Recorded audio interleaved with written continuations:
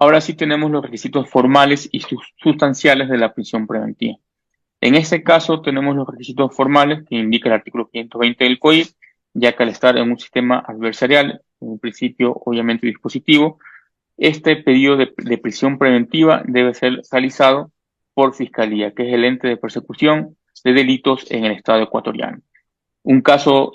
diario, la formulación en una flagrancia quizás se lo lleva al ciudadano aprendido, en este caso a las 24 horas para calificar la flagrancia o no, y luego de existir méritos, se hace la audiencia de posterior de la calificación de flagrancia de formulación de cargos. Y si cumplen los requisitos establecidos en la norma, esto en base siempre a pedido de fiscalía, se lo priva o no al ciudadano de su libertad. Entonces es muy importante que esto es un requisito formal que debe cumplirse, un requisito que indica la norma procesal de esa institución procesal, que es la prisión preventiva. Antes solo hacía versus el sistema inquisitivo, que el juez de oficio privaba de libertad a los ciudadanos, en este caso procesados o detenidos, que tenían que verse con la justicia. Dentro de este requisitos formales, también indica el COIP que debe ser una decisión motivada, debe cumplirse los presupuestos motivacionales que indica la norma del artículo 24 en las reformas, debe hacerse por un principio de inmediación, es decir, deben estar todos presentes en el acto procesal, por el principio de contradicción, muy importante en materia de derecho, ya que el fiscal solicita esta medida cautelar de prisión preventiva y la otra parte o la defensa técnica del ciudadano procesado debe evidenciar qué puntos atacar o qué puntos no para que sea restringido su libertad, su cliente. Y además de eso también tenemos otro principio que es el de oralidad, ya que el juez, por este principio constitucional de oralidad, todos los procesos deben desarrollarse y terminar en una decisión oral, motivada y demás, lo que indica la norma y la Constitución. Posterior a ello, también encontramos el artículo 521 del COIP, en el cual señala que se puede realizar audiencias de sustitución, revisión, revocatoria o suspensión de la medida cautelar o prisión preventiva, siempre y cuando existan hechos antes no justificados. En la sustitución, lo encontramos desarrollado en el artículo 536 del COIP, es decir, quiere decir cambiar esta medida cautelar de prisión preventiva por otra, por presentación y demás, del cual hubo una reforma constitucional que antes solo lo indicaba en delitos de hasta 5 años y ahora ya se lo puede realizar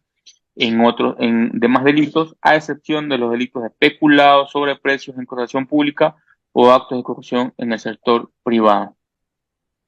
Y además de esto, tampoco se podrá sustituir la prisión preventiva por otra medida cautelar cuando se trate de un caso de reincidencia. Entonces aquí hubo una modificación y ya se puede plantear la sustitución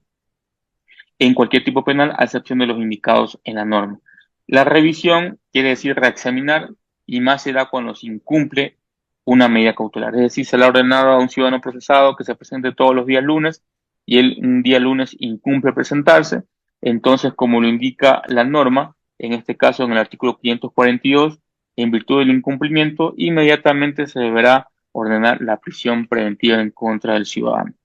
Revocar, en este caso, es anular y también se puede anular o dejar sin efecto esta prisión preventiva cuando lo indica el artículo 535 del COIP, cuando se han desvanecido los indicios suficientes o elementos de comisión que motivaron esta orden de prisión preventiva o cuando la persona procesada ha sido sobreseída o ratificado su estado de inocencia. Son esos casos puntuales que indica la norma donde se revoca o se deja sin efecto esta prisión preventiva y la persona o el procesado cobra su inmediata libertad. También, a más de ello, se puede suspender la prisión preventiva, es decir, se la mantiene en stand-by, por decirlo, cancelársela, solo mediante la caución, como lo indica el artículo 538 del COIP. Y dice, el cual indica que se suspenderá la prisión preventiva cuando la persona procesada rinda caución. Y se indica ahí los requisitos que debe cumplir la caución, en los cuales indica, primero, si se trata de delitos de ejercicio privado de la acción, no se podrá rendir caución, se trata de contravenciones, no se podrá rendir caución y se trata de delitos sancionados con pena privativa de libertad que no excedan de 1 año. Entonces son los requisitos formales que indica la prisión preventiva. En cuanto a los requisitos materiales o sustanciales que indica la prisión preventiva, aquí sí deben cumplirse plenamente lo que indica el artículo 534 del COIP, el cual el primer requisito señala elementos de convicción suficientes sobre la existencia de un ejercicio público de la acción. Esto va de la mano de lo antes ya indicado, del principio de suficiencia probatoria, del principio de precisión, del principio claro, concordante y unívoco, y demás principios ante razonabilidad también. Es decir, aquí se debe justificar la existencia del delito, previamente con los elementos de comisión. Vamos a un delito de robo y encontramos de que no existe la pericia correspondiente para determinar la cosa mueble que se ha sustraído o se ha robado. Entonces ahí no encontramos materialidad, como con este primer dique, si no se cumple, se puede privar a una persona de su libertad. Luego tenemos el segundo requisito, el cual señala los elementos de convicción deben ser claros, precisos y justificados de que el o el procesado es autor o cómplice de la infracción. En todo caso, la sola existencia de indicios de responsabilidad no constituye razón suficiente para ordenar la prisión preventiva. Es muy importante este segundo principio, ya que aquí deben existir elementos suficientes de convicción para que se justifique primero que esta persona fue la persona autora o cómplice que cometió el delito, lo que se conoce como nexo causal. Es decir, aquí también se ve el grado de participación de la persona en base a estos elementos de convicción. Tenemos quizás este mismo delito de robo,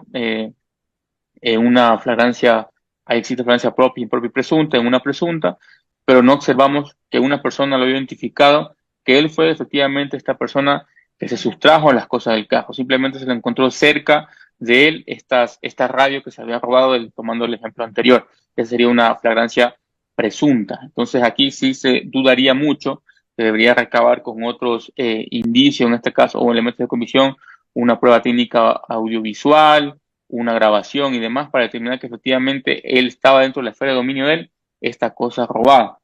Entonces aquí se debe trabajar bastante para desvirtuar este principio por parte de la defensa técnica y determinar que efectivamente Fiscalía no ha cumplido con todos estos parámetros y se justifica por parte de la defensa técnica de que no se ha justificado, o se presenta que no se ha justificado, en este caso, pruebas suficientes o elementos de comisión suficientes técnicos para determinar esta participación. Entonces, un elemento también muy importante que por lo general en flagrancia, muy pocos casos tendríamos quizás, si es una flagrancia propia, ahí sí, para que alguien lo identifique al presunto agresor o al sujeto activo del delito. Tenemos como tercer requisito indicios de los cuales se desprenda que las medidas cautelares no privativas de libertad son insuficientes y que es necesaria la prisión preventiva para asegurar su presencia en la audiencia de juicio o el cumplimiento de la pena. Aquí es Fiscalía, está en negrilla ahí la insuficiencia y la necesidad, es la que debe justificar que efectivamente el procesado o el sujeto activo, quizás recabando información en la DINARDAP o demás páginas, debe observarse que no tiene este sentido de permanencia y que efectivamente esta otorgarle otras medidas que no sea la prisión preventiva sería insuficiente para que esta persona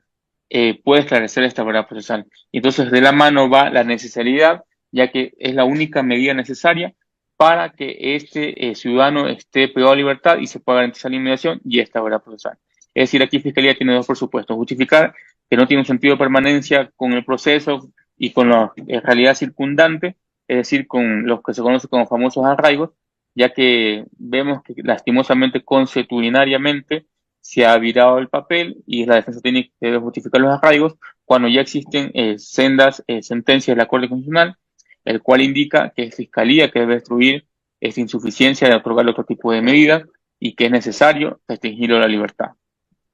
Debe justificar con demás documentación, la habitualidad quizás y otras circunstancias más para que sea efectivamente privado de libertad el ciudadano procesado.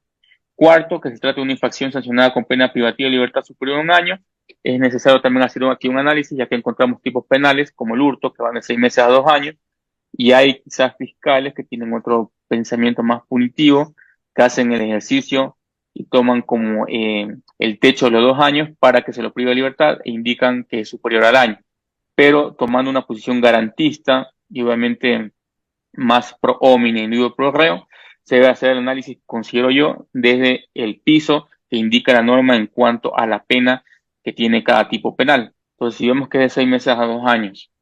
y quizás se reúnen todos los elementos, tanto la materialidad en cuanto a un delito de hurto, una persona lo observó que es el autor o cómplice, encontramos que quizás que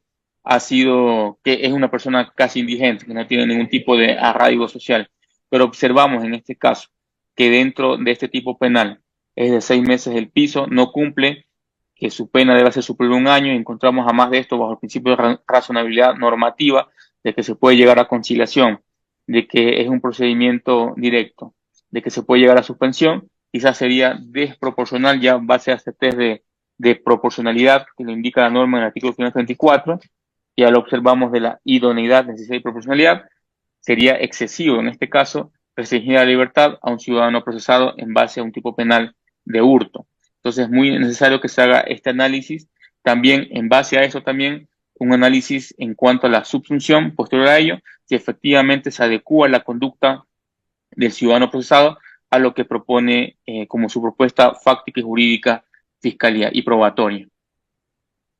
Un requisito impositivo que también indica la norma es en el artículo 534 que señala, de ser el caso, la o el juzgador para resolver sobre la prisión preventiva deberá tener en consideración si la o el procesado incumplió una medida alternativa a la prisión preventiva otorgada con anterioridad en cualquier otra causa. Es decir, aquí se evidencia en cambio, creo yo, un poco inconstitucional